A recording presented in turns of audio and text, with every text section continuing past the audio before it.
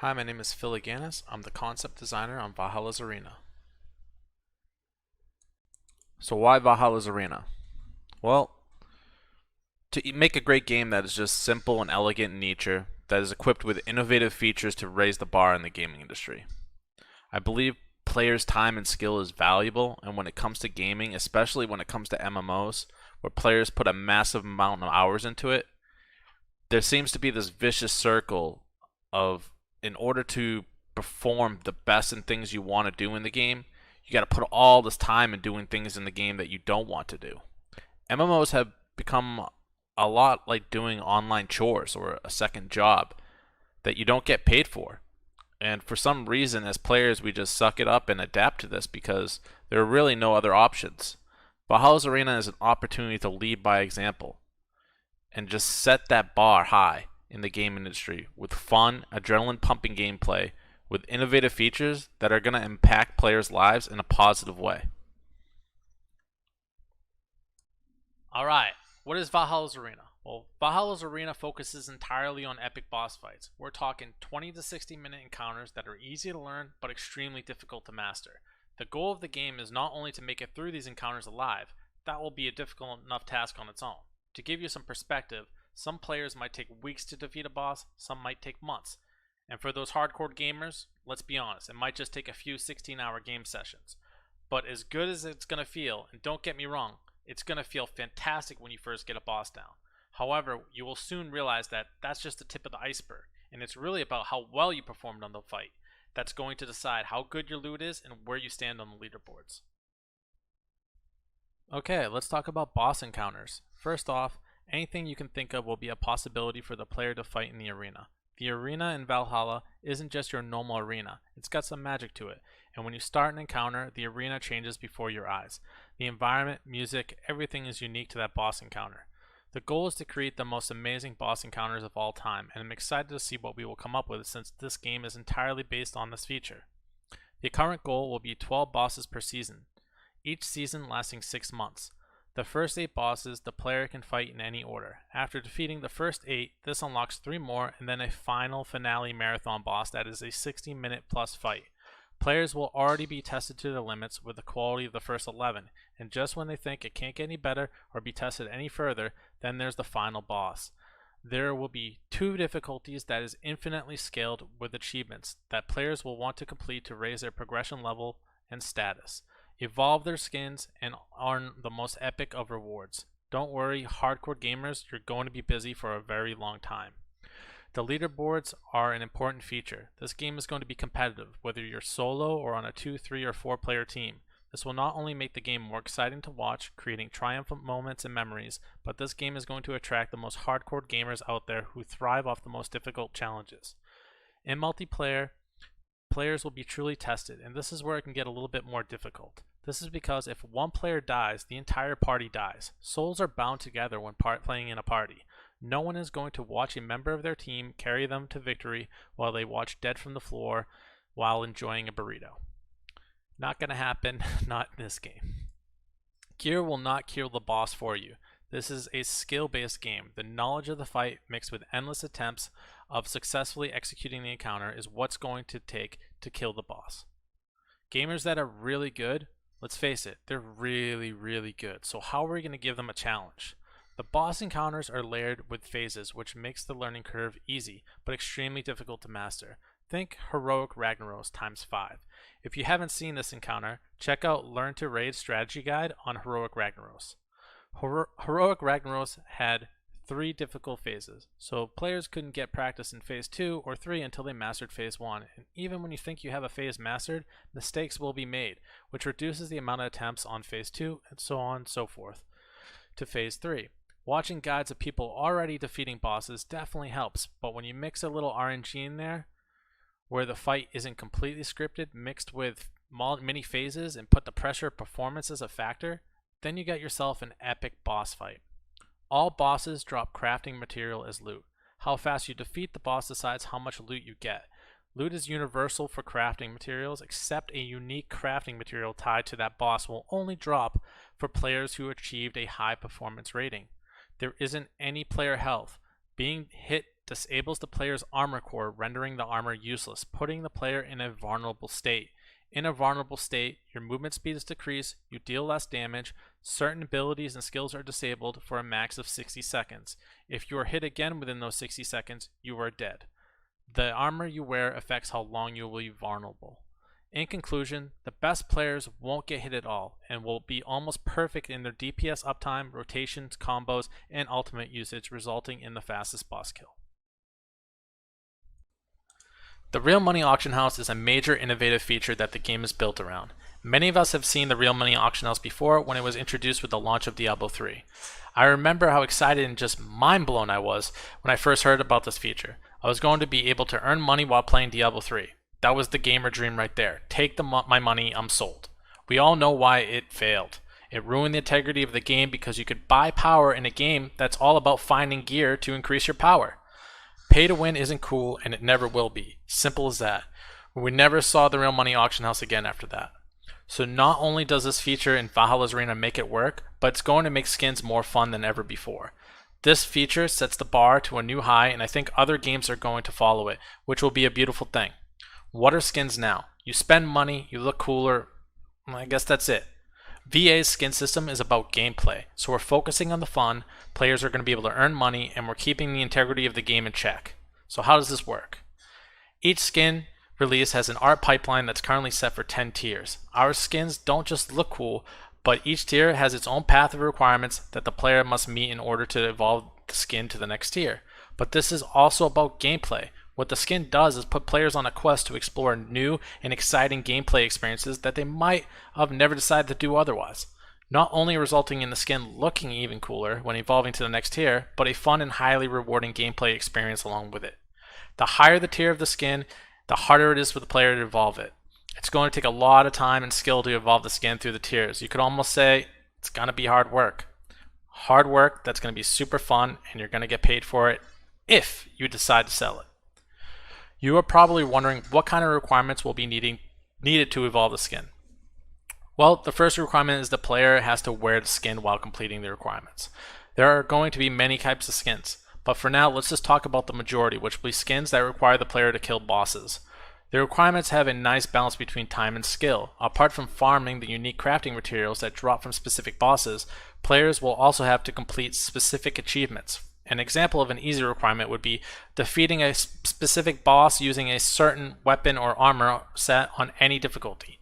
A harder version of that requirement would be defeating a specific boss using a certain weapon and armor set that is not ideal for that boss, a slow-moving build on a highly mobile fight, let's say, on the highest difficulty without getting hit with a high performance rating. Alright, let's talk about the system and how players earn money. First, a skin gets released on the marketplace for $5.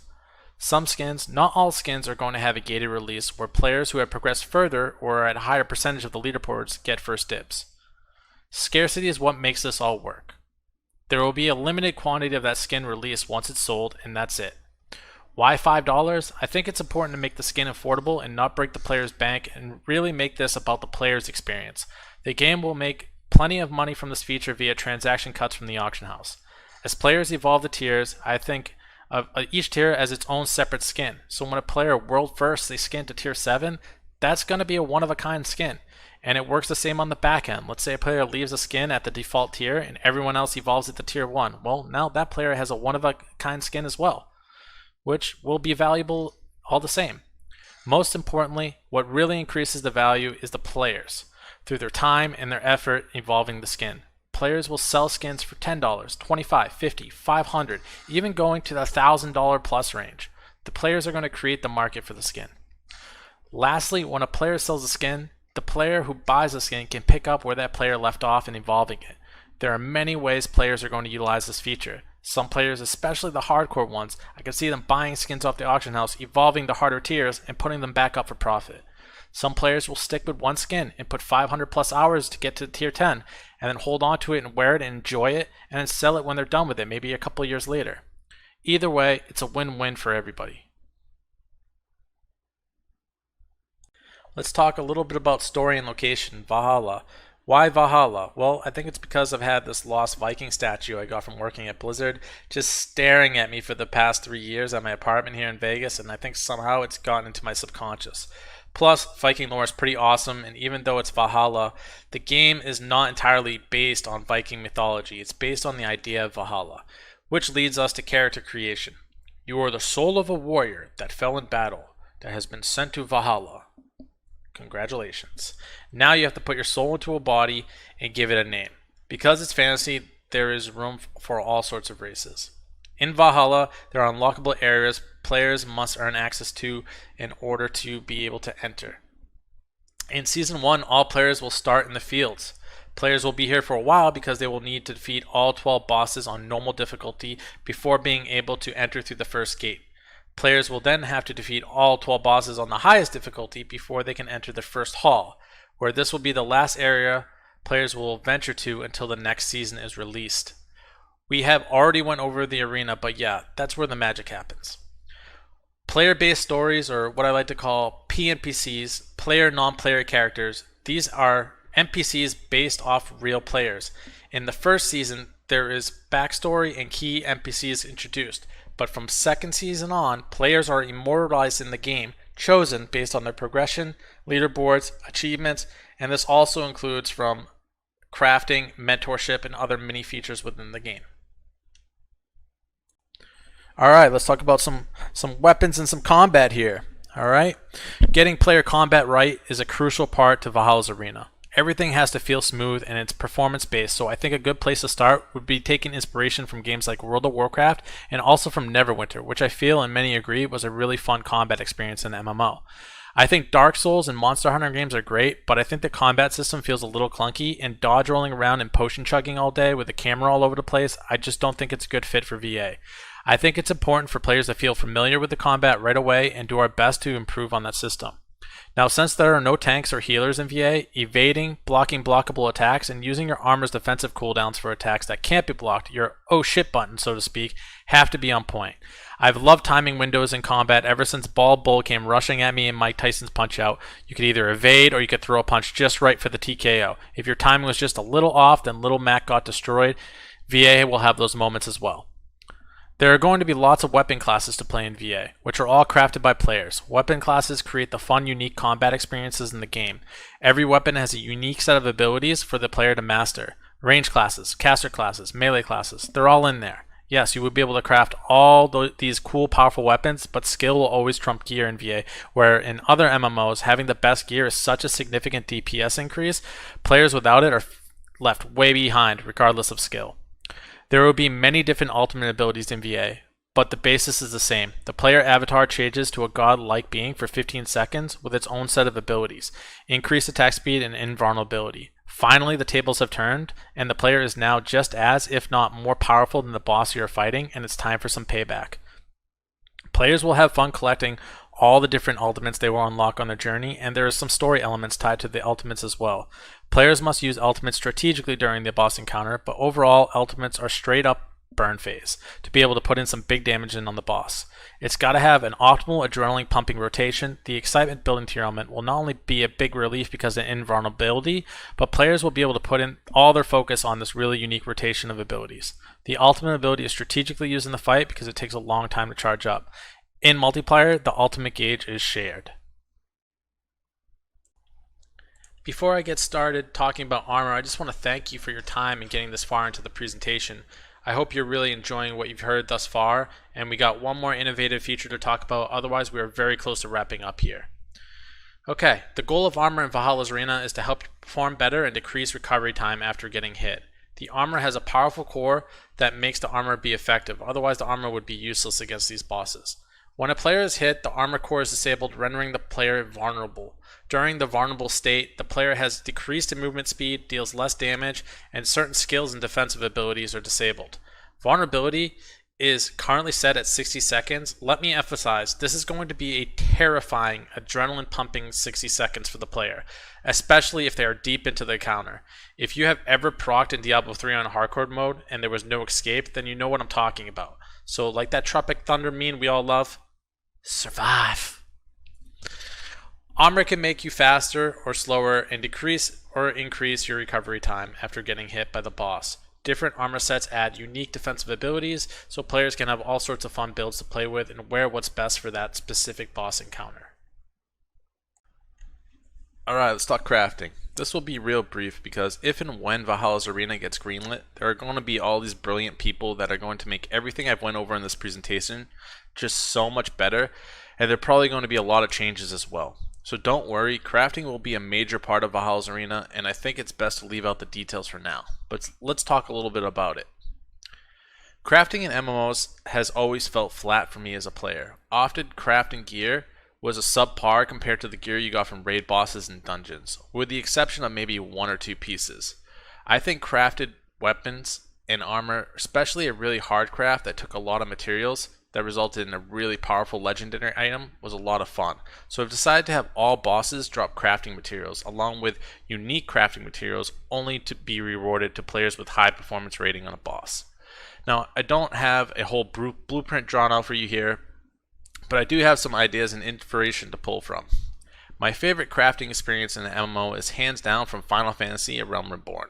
Wearing crafted gear that increases your chance to make better items and actually using skills and abilities to craft a higher quality version of that item, I thought that was a lot of fun. As an innovative feature, I like to see cooperative crafting where players can party up and set up a shop, and players can bring their crafting materials to them and get specific weapon and armor crafted that they currently can't craft on their own. There's going to be players who just love crafting and want to really focus on this part of the game and be known as one of the top blacksmiths, armorsmiths, tailors, and whatever else there may be offered at launch. I think it's really important to offer that playstyle opportunity to players and also give an opportunity for these players to earn a place to be immortalized as a PNPC in Season 2. And of course, there will be crafting based skins. Social features in Valhalla's Arena really try to remedy a lot of toxicity when it comes to player interactions, especially with lower skilled players and new players. I'm really excited to talk to you about this feature. I remember my first MMO experience. I was in high school and I got into a game called EverQuest. EverQuest was known to have one of the best player communities in the history of MMORPGs, and I think that's because players were happy to help others, and players that needed some help didn't hesitate to ask for a buff or ask a question to other players. Players were just there for each other. I remember when I was just starting out in EQ, it was such a difficult game and I was dying a lot. I ran into the necromancer named Juriel that really looked cool, and when he saw me he just stopped and gave me a sweet weapon and asked me how I was doing and where I was headed. From there he offered to party up, and I remember as a new and younger player I had so many questions and he was just happy to answer them and show me the ropes. I played with Juriel for years after that, and I always looked at him and respected him as a mentor. It was the first time I ever had a mentor in my life, and it just so happened to be in a video game. It made me excited to get on and play, and when I achieved milestones in the game, I was so excited to tell my friend Juriel about it. I want to create that experience that I had in EQ in Valhalla's Arena. So this is how the mentorship feature works. When a player defeats all bosses on the highest difficulty within the current season, this unlocks the mentorship feature. The goal of this feature is to provide incentive and encourage high progressed, high skilled players to help new and lesser skilled players and bring those players together by introducing them to each other. For example, when Mentor brings a full party of mentees together for the first time and the mentees haven't met each other before, they already share a bond that they have the same mentor. Mentors at the start can have up to 4 mentees at a time and can be progressed to having much more mentees. Choosing active players who are the least progressed and eager to learn will be the best choices. Yes, players can take advantage of this feature by buying Smurf game accounts for their buddies. However, when you have a skin achievements to mentor 20 to 100 plus players, that will end up being extremely costly at $60 a pop. Therefore, players will be using this feature as intended. Mentors will have to complete a brief mentorship tutorial that teach them real leadership and teamwork skills, similar to if you went to a leadership boot camp taught by some former Navy SEAL. Upon completing the tutorial, the player is awarded with mentorship skin, the only skin in the game that is not purchased or sold. Mentees will have tips on how to be great at mentee and what to do if their mentor happens to create a toxic play experience for them. Remember, in multiplayer, souls are linked, so if a player dies, the whole party dies, so a mentor must have great leadership skills and lots of patience. Mentors help their mentees while partied up by coaching via voice comms in battle, by calling out attacks, and giving mentees tips on maneuvers and how to play their weapon and armor classes. While partied with a mentor, mentees can share their mentor's progressed ultimate abilities when used in a fight. This will be a fun experience because mentees will get to experience these cool ultimates for the first time, creating a nice memory right there for the mentee and the mentor. I love introducing movies to someone that hasn't seen them before and seeing their reactions, so it's kind of like that. Imagine the excitement of a mentee when they defeat a boss with their mentor for the first time. It's gonna feel good. Mentors will be able to cast their big defensive cooldowns on a mentee during the fight, giving the mentee more protection from being killed. Now, being a mentor has some perks as well. It's not all charity. While in a party, while in a party with a mentee, defeating a boss for the first time rewards the mentor with unique crafting materials tied to this feature and additional loot from the boss. Also, partying up with mentees gives the mentor progression on their mentor skin requirements. This mentorship feature not only gives mentors the feeling of being a true master, but the mentees will be the motivated and their feelings will be elevated knowing they have a mentor that not only helps them in multiplayer, but they will be able to give back to their mentor during their solo play as well. Achieving a victory for the first time in solo play will alert the mentor and give mentors additional materials similar to when they were partied with their mentor. The mentor will notice how by taking time to play with them in multiplayer, mentees are going to get much better at the game, and their ability to kill bosses solo without them will make them proud and encourage the mentor to send messages and congratulate them on their first solo kills. I look forward to this feature because I feel this is going to create so many great memories and relationships between players, just as athletes have with their coaches, martial artists have with their masters. Let's not forget, mentees being introduced to other mentees through the mentor. I think a lot of mentees will end up playing together because they are similar in progression and skill, and they share a common factor that they have the same mentor, which is a great icebreaker. Lastly, when a mentee eventually unlocks the mentorship feature for themselves, they will now be able to be a mentor and wear the skin of the mentor. A unique experience for a player that once was a student but now has become the teacher. Players can recruit mentees by going back to the fields. Mentees can spot mentors looking for mentees easily from their aura, skin, or gear. There will be some players who devote themselves to the path of the mentor and enjoy evolving the mentor skin to tier 10, which will be a massive accomplishment and a very highly respected skin among the community. Alright, player auras. Highly progressed players will be able to earn and enable auras that cost resources and last for a fixed duration. I wanted to implement this feature because it creates more positive player-to-player interactions. Buffing other players feels just as good as receiving them. Players will flock to players that have auras enabled and perform a special emote in order to receive a long-duration buff to help them in the arena. Aura buffs by no means are overpowered, and for top players that are going for no-hit top of the leaderboard pushes, aura buffs will not help them. However, for the average player and new player, these definitely will help them out in the encounter. Aura buffs all focus on the vulnerable state. Most players are going to experience vulnerability during encounters, if not once but several times during a fight, and this buff makes their experience just a little bit easier.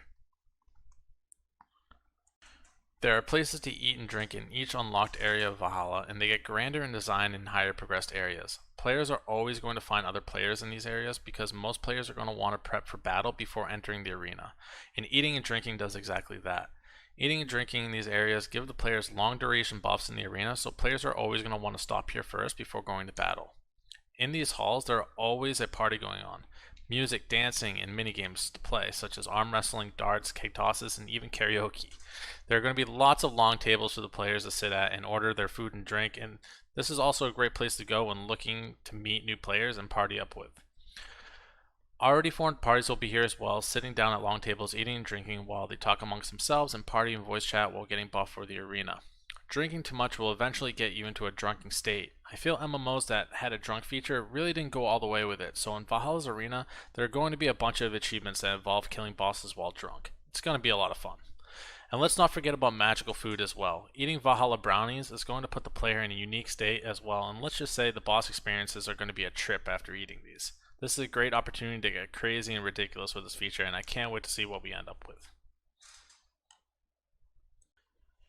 There's more to do in Valhalla than just the arena. There will be mini games that are simple and elegant in design that players can enjoy. A Knight's Tale is one of my all-time favorite movies, so players will be able to enter a joust against other players and NPCs and have some fun. There will also be a tournament week as well for these mini games during the season. These tournaments is where players will be able to earn titles, rewards, and earn a chance to be immortalized as a PNPC without having to be the best at the core gameplay of boss fight encounters. Some players are going to love mini games, and I think these games really tie together the MMO experience. The last feature we're going to talk about is leaderboards. There will be leaderboards for solo, 2, 3, and 4 player teams, and rewards will be given out according to what percentage tier that player falls under. Competing on the leaderboards may not be important for some players, but for those who want to compete, this is a game for them. There will be daily challenges and weekly challenges that unlock for players once they defeat all bosses on the highest difficulty within a current season. Daily and weekly challenges have specific conditions, for example, defeating a certain boss the fastest with additional requirements needing to be met, with limited attempts. Weeklies are more or less the same, but with more bosses tied into it. There are going to be endless possibilities here, so it's not going to get repetitive. Leaderboard rewards are going to be epic. Seasonal leaderboards will have the most prestigious rewards, and top players will be immortalized in the game as PNPCs. Monthly leaderboards rewards will be less prestigious than seasonal, but not by far. Rewards from these leaderboards include titles, auras, mounts, and unique crafting materials, and access to purchase rare skins. And yes, those skins can be evolved and sold. Leaderboards make the game competitive and more fun to watch. I could see a lot of new streamers making their stream dream come true by being a top competitor in Valhalla's arena, and we're all about impacting our players' lives in a positive way. Thank you again for listening to my presentation on Valhalla's arena. I look forward to hearing from you.